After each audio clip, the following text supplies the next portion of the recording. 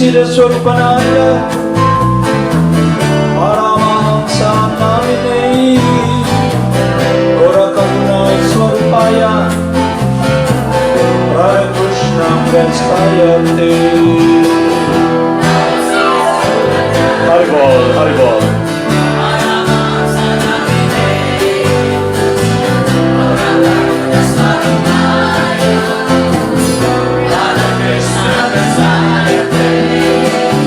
Namo Siddhaswarupananda, Paramahamsa namine,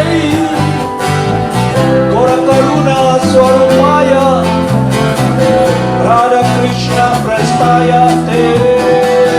Namo Siddhaswarupananda,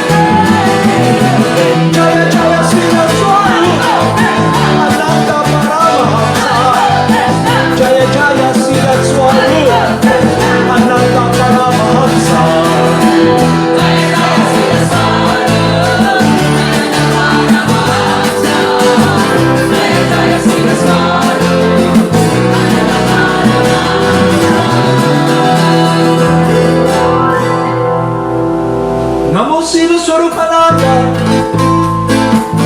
Paramahamsa Namine, Karuna Swarupaya, Radha Krishna Prestaya.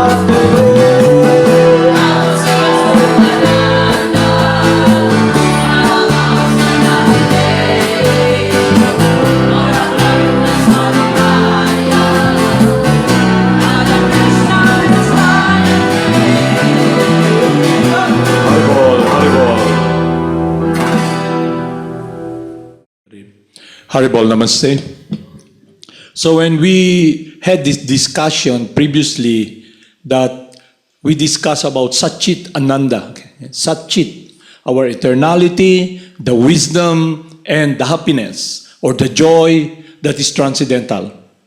So ngayon, kaya ko gustong sabihin sa inyo to, para magkaroon tayo ng clear or clarity, we should have a clear and a direct perception, awareness of the wisdom that is absolute. Number one, our transcendental essence. Number two, our transcendental natural position as eternally the loving servant of the Supreme Person. And the third is our transcendental nature to serve and love and engage in the activities centered around the pleasure of the Supreme Person. Yun yung absolute. Okay? Dinda niya? So ngayon, ano yung purpose? What is the purpose of this wisdom?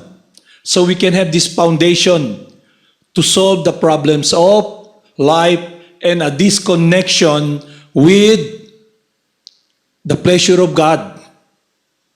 By nature, our transcendental position is we are completely dependent upon the Supreme Person.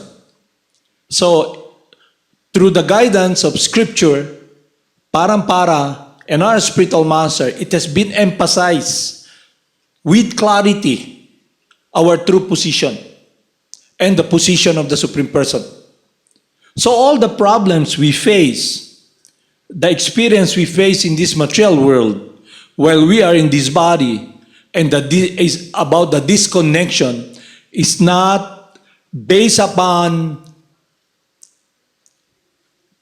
God's forcing us to suffer. No. It is our situation where we are not able to see with clarity and be in harmony with our true transcendental nature as eternally the servant of God. In short, we must become completely dependent upon God. So how do you solve the problems in this world? Birth, death, disease, and old age. Lahat, any problem. What do you do when you are ignorant of your identity? With your own power. Okay? With your awareness. And that awareness is centered around false bodily identification and lordship. You think you can hack it out. Okay? So, to make it short and clear, it is already established that the source of suffering is this body, okay? And we are covered by this body. Okay? And the situation we're in is this material nature. And there's a powerful force here that we cannot overcome. It's very hard to overcome the three modes of material nature. So when the living entity, us, we are not in harmony with God, meaning we are not understanding our true transcendental nature, position, and function. So to be able to come to that point, through Krishna's mercy, through the compassion of our eternal Father, the support, Lord Krishna, the Supreme Person, when we speak of God, G-O-D, it is a position of supremacy. Not just supremacy based upon power, but rather based upon love, based upon compassion. So the Supreme Person is in a world of transcendental pleasure, while we here, we're in the world of suffering. Because of our disconnection with His will. That is the reason. So you look closely, analyze yourself. You have your own will. Okay, you have your own will. No. And that will should be in harmony with our true transcendental position. Or else you'll not succeed. Because you'll play God. You think you can hack it out. But you're powerless. Is it clear sa inyo? So dapat, no matter what you do, you'll not be able to succeed. Why? You will be guided by the mind. And what is the situation when you're guided by the mind? The thinking, the feeling, and the willingness will be following the desires, which is material, based upon lust, based upon sensual enjoyment. So what will happen? You suffer. You taste the fruits of your action, either good or bad. Because either if it's good, still you come back to this world and suffer birth, the disease and knowledge. Is it clear sa inyo? Is it clear? Okay? So, I like to discuss here something that we should be associating with. We are advised by Rupa Goswami and Sanatan Goswami, our instructing spiritual master, to associate with pure loving servants of the Supreme Person. Saintly person, follow their path. Okay? So we are all social animals. Okay? We want to have friends and everything. Okay? So we should be very aware and very clear whom we should be associating. And we are advised to associate with someone who is a confidential loving servant of the Supreme Person, and that association is based upon closeness to his heart. And how do we do that? Follow his instruction. Be faithful, be truthful. Because it's a relationship with the representative of God, who is God the servant, who is very pleasing to Lord Krishna. Is it clear? So that's why Lord Krishna tells us in Bhagavad Gita, clearly, profoundly, absolutely, one must search a bona fide spiritual master. Surrender unto him. Surrender service to him. Okay? Serve him. Listen to him. Follow his instruction. Then we will succeed. So, I like to discuss here something whom we should follow. Kasi there's a problem that if we are guided by our own impulse based upon the modes, just like I have a friend, she tells me na, you know what? Every decision we make as a family, lahat ng ginagawa nila, I ask this person. Okay? You know why? Because they don't want to take the responsibility of the choice they'll be making. And she's telling me that if whatever this person tells them, then the problem will be hers. She'll be the one to work for us. Hindi ganun ang spiritual life. So when you relate to God, you must be responsible. Because it's a relationship. It's like taking care of your garden. That's why it's akin to taking care of the garden of the heart. Nobody will take care of that except you. Nobody will take care of your kingdom except you. But when we are under the influence of the three modes of material nature, and we are so much engrossed, then our interest is different. We just want to be pacified and have association with somebody who will, okay? Placate. Alam niyo yung placate? Himas-himasing kayong parang manong, oh, you're a good devotee. You know?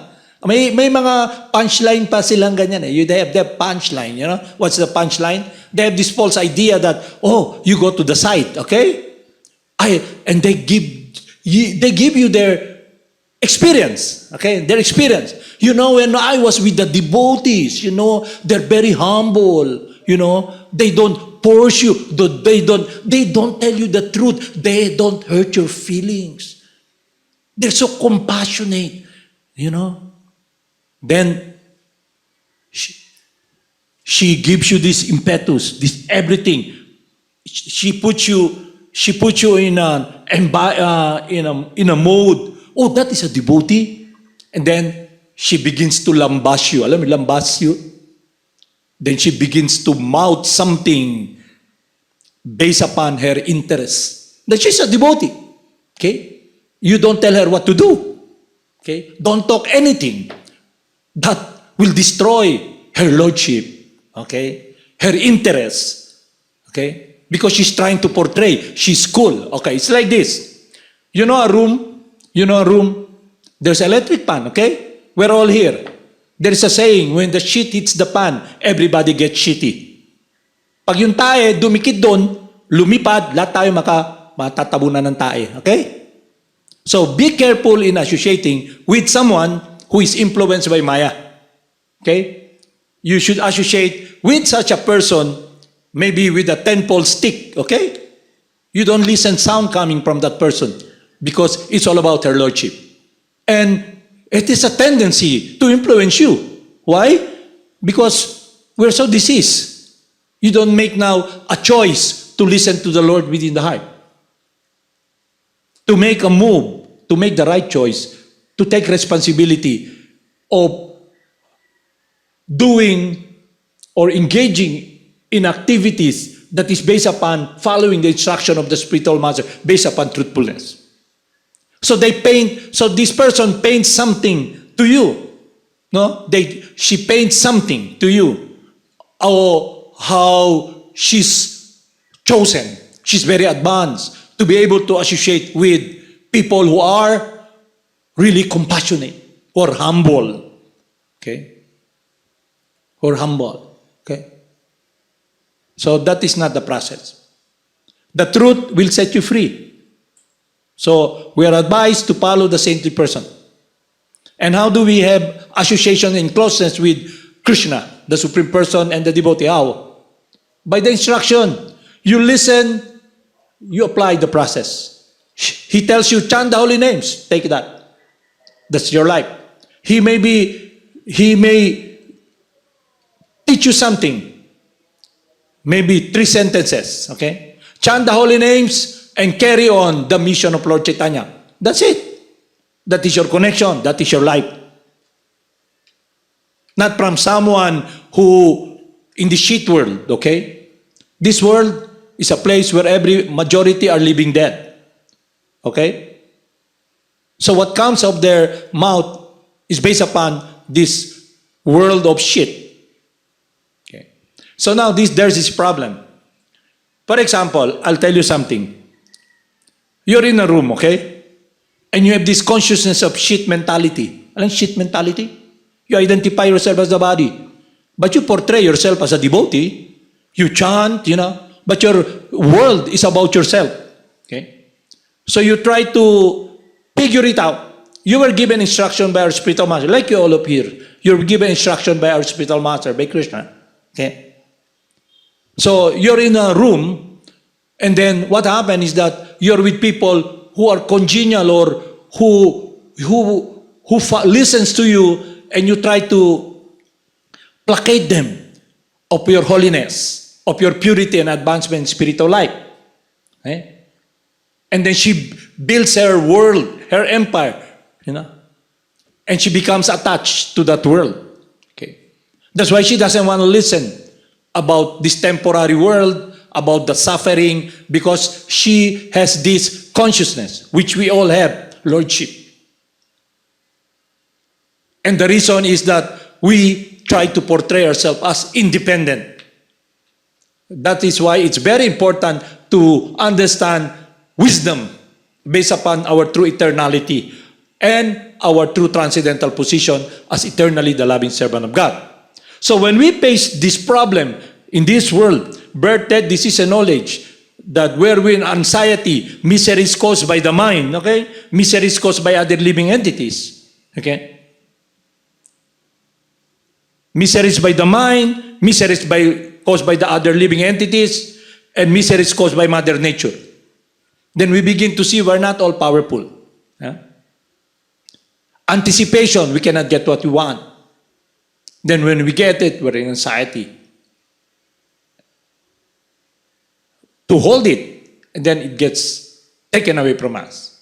So this person who tries to conjure that she's a devotee, because of association with confidential people who are serving the spiritual master, who are really very humble. Okay? They don't hurt your feelings. Okay? That even though there's a car, there's a truck that will, bump you, they don't tell you, oh, there's a truck that will, you're gonna hit by a truck. They don't tell you that. Okay? They don't tell you you're a demon. They play this game. I'm a devotee, I'm humble. Okay? Why? Why does she portray that? So you don't destroy her world of lordship. Now the effect upon her is that because she's building a world of shit, matter, and she's anchored there, then problem comes in. Because you're not in control. So the whole process is to be in harmony with our true transcendental nature, with the wisdom about our transcendental position and function, to be able to take shelter of the Supreme Person. Why?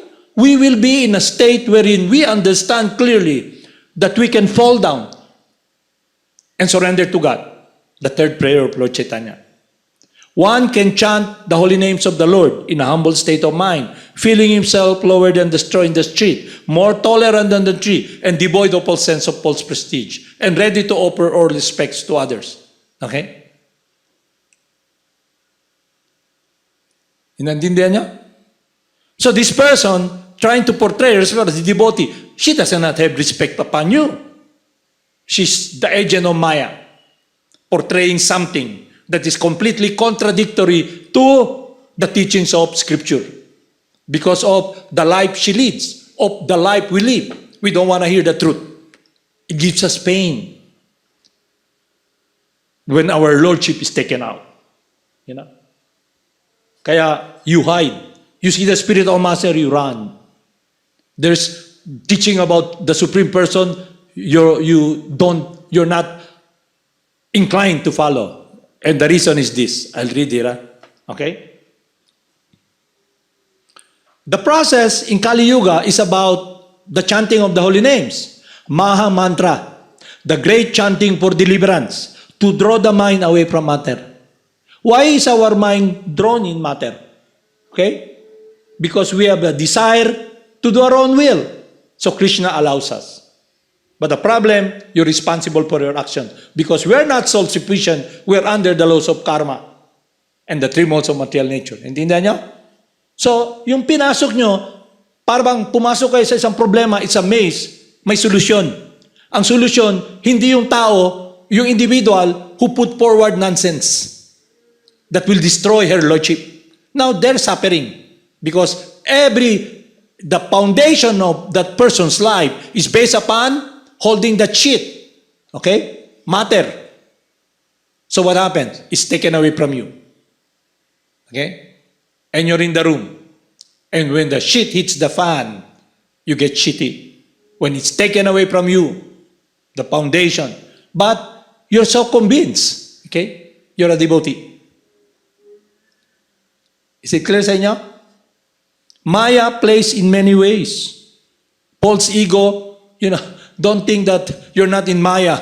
Don't ever think na you're above Krishna. Okay. You play that role, you put yourself in illusion, and Maya reinforces you. The three modes of material nature, you'll be guided by the three modes of material nature, the passion.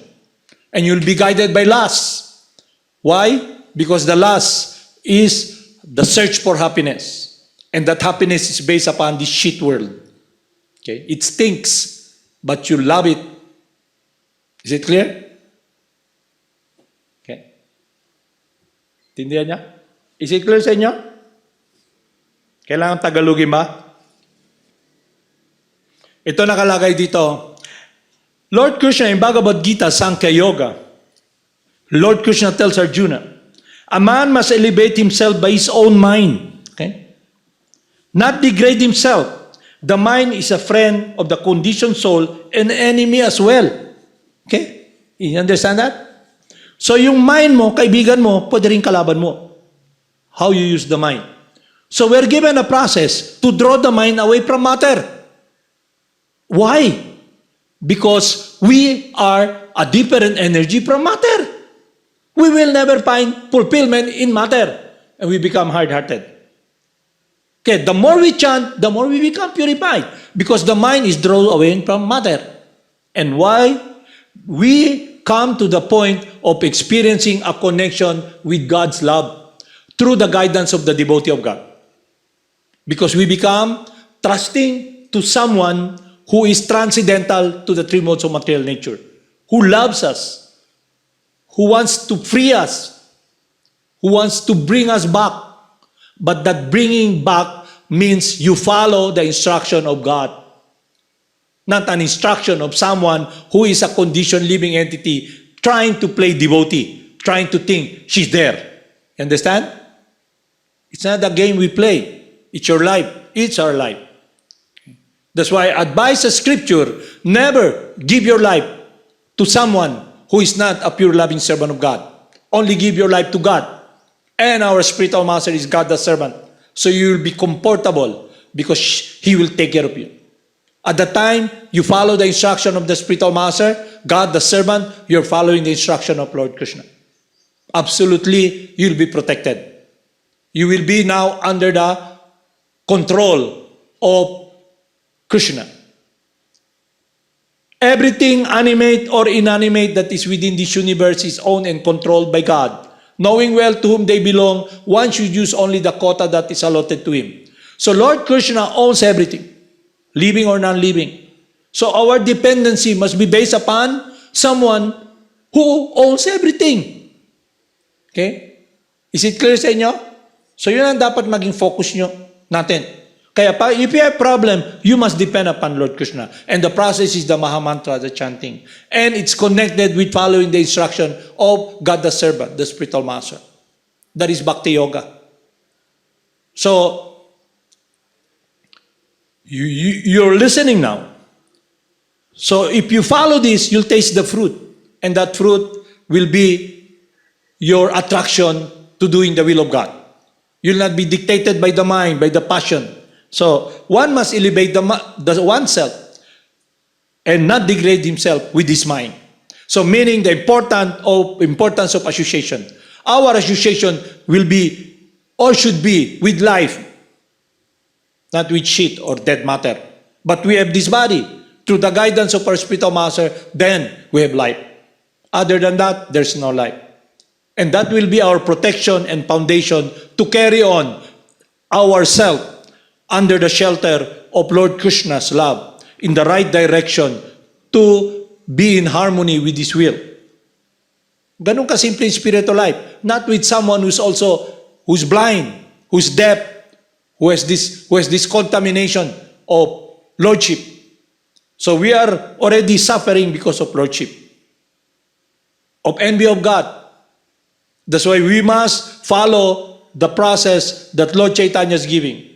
The chanting of the holy names and this prayer of rendering ourselves, putting ourselves completely surrendered, falling down. Lord Krishna, please protect me. I cannot protect myself. But the mind, Maya will tell you, no, you can protect yourself. Okay? You're a good devotee. You know, you've been associating with those people who doesn't tell you the truth. Okay? So, you be very careful. So, spiritual life is not team spirit. Ano yung team spirit? It's not joining. It is doing the will of God. And how do we do that? With wisdom. Satchit Ananda. And then when we are with wisdom of our true transcendental position and function, we engage in through pleasing the devotee of God, whom Lord Krishna advised us to follow, then we're connected with Lord Krishna's pleasure. We are protected. Then we enter that world wherein Lord Krishna, just surrender unto me and I'll protect you. Nothing can harm you. So it means we must be very fixed and truthful to following the instruction of God, our Gurudev, God the servant, whose teacher by example. He himself followed the instruction of his dear spiritual master, who is a resident of the spiritual world, who is a maid servant of Radha and Krishna, who is an associate of Radha and Krishna, of Lord Chaitanya. So we are invited to enter that world, not this world of shit wherein we're suffering. But if you follow such person, then you won't get out of this shitty world. You'll be covered, or you'll just enter in you'll go to the septic tank and never get out of the septic tank. Because you follow someone who's blind, who's himself trying to play Lord, who is not the supreme purifier. Who is the supreme purifier? Krishna.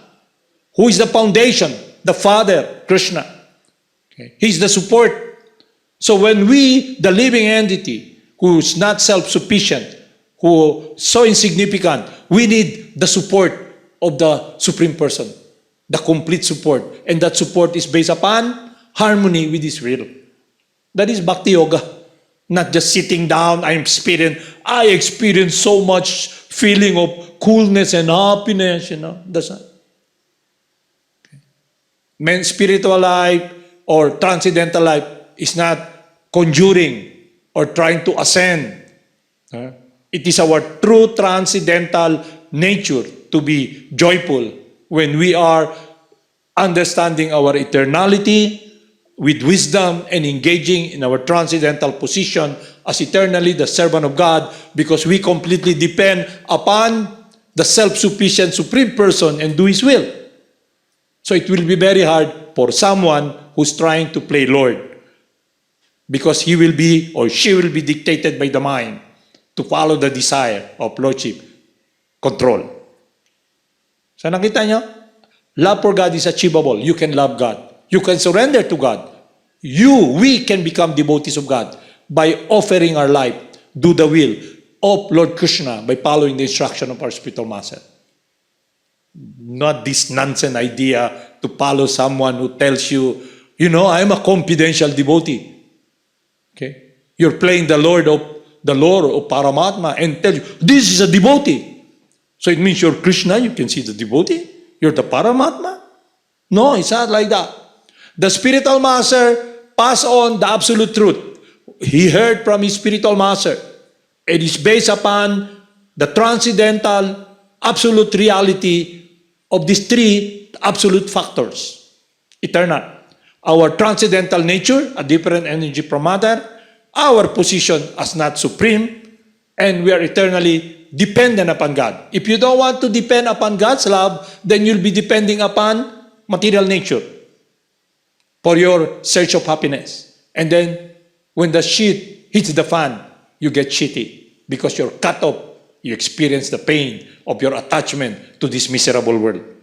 Because the foundation of your life is clinging on to this temporary world. Your love is there. Your love is there. Yeah. My wife, my husband, my son is all bodily identification. Yeah. So you may ask, how can I love Krishna? You can, we can. Because Krishna desires us. His desire is that we please and love Him. And it is best understood by the guidance He's giving. Parampara. Okay? Is it clear? So Haribol Namaste. Let's continue tomorrow again our study program. And then Ichali Ledasi can explain to you the narrative we have discussed from our spiritual master and Lord Krishna. Okay? The mind can be your friend, the mind can be your enemy. The mind can degrade you, the mind can liberate you. So to draw the mind away from matter, chant the holy names. The supreme purifier. Become completely dependent upon the holy names. Because it's the prime benediction for humanity at large. We may not have any attraction because for so long we have been encumbered, covered, to do our own will, and we're blind. But now we're given this opportunity to become free. To cut off all this, to be cleansed from this shitty world. Because this body is connected with time. And time and tide waits for no man. You have to leave the body. And if you're playing Lord because you're not God, you'll be empty-hearted. You'll be sad and lonely. You'll be lost in this jungle, in this desert world, suffering. Because you're disconnected. We're disconnected with the source of happiness. We are not understanding our true transcendental nature, our true transcendental position, and we're not engaging in our natural transcendental function. And you've been given this opportunity. So whom will you listen? Krishna, not anyone who is encumbered, who is in this shithole, except someone who is God Himself. Okay? Is it clear?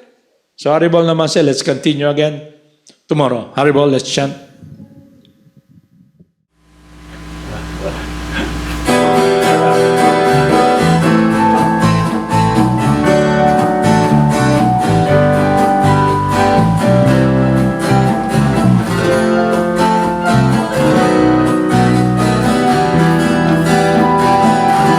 Namo Siddhaswarupananda, Paramahamsa namine,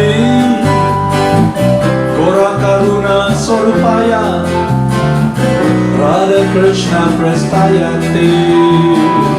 Namo Siddhaswarupananda, Paramahamsa namine, Gora Karuna Swarupaya, Radha Krishna Prastayate. Shri Krishna Chaitanya, Radha Krishna Nayanya, Shri Krishna Chaitanya, Radha Krishna Nayanya. Shri Krishna Chaitanya, Radha Krishna Nayanya, Shri Krishna Chaitanya, Radha Krishna Nayanya. Shri Krishna Chaitanya, Radha Krishna Nayanya, Shri Krishna Chaitanya, Radha Krishna Nayanya. Shri Krishna Chaitanya, Radha Krishna Nayanya, Shri Krishna Chaitanya, Radha Krishna Nayanya. Bhaja Shri Krishna Chaitanya, Prabhu Nityananda, Shri Advaita Gadadhara, Shri Vasudeva Gopaka Vrinda. Haribol. Bhaja Shri Krishna